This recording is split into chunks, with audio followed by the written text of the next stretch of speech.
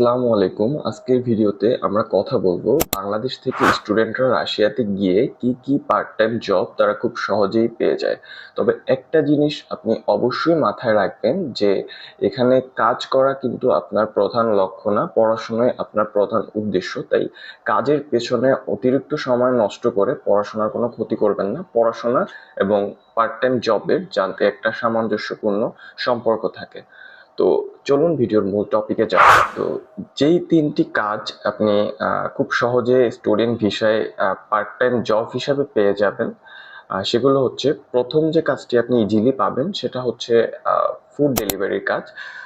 দেখুন, এখানে রাশিয়াতে স্টুডেন্টরা বিভিন্নভাবে ফুড ডেলিভারি করে থাকে। যে কেউ কেউ আছে হচ্ছে আপনার পায়ে হেঁটে ফুড ডেলিভারি করে, কেউ সাইকেলিংয়ে ফুড ডেলিভারি করে, কেউ বাইক রাইড করে ডেলিভারি করে।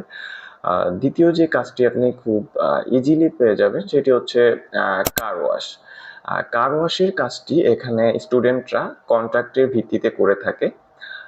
তারা কোনো কার ওয়াশ কোম্পানির সাথে কন্ট্রাক্ট করে ঘন্টা বেসিসে কিংবা হচ্ছে পুরো গাড়ির কয়টা গাড়ি তারা ক্লিন করবে এটার বেসিসে তারা কন্ট্রাক্ট করে এই কাজটি করে থাকে। তৃতীয় যে কাজটি আপনি খুব সহজে পেয়ে যাবেন সেটি হচ্ছে উজান।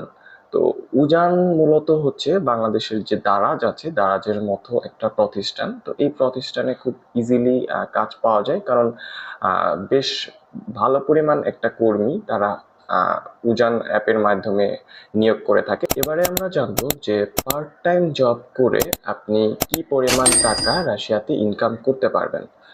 তো রাশিয়াতে মূলত পার্ট টাইম জব করে আপনি বাংলাদেশি টাকায় প্রতি ঘন্টায় 200 থেকে 500 রুবল এবং প্রতি মাসে 20 থেকে 40,000 রুবলের মতো ইনকাম করতে পারবেন, যা বাংলাদেশি টাকায় 23 থেকে 45,000 টাকার মতো।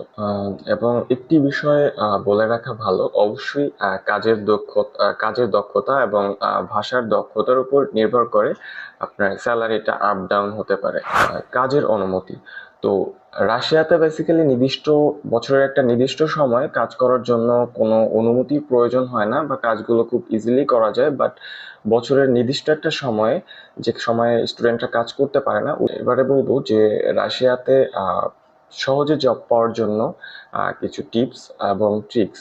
তো রাশিয়াতে সহজে জব পাওয়ার জন্য আপনার রুশ ভাষার দক্ষতা থাকতে হবে।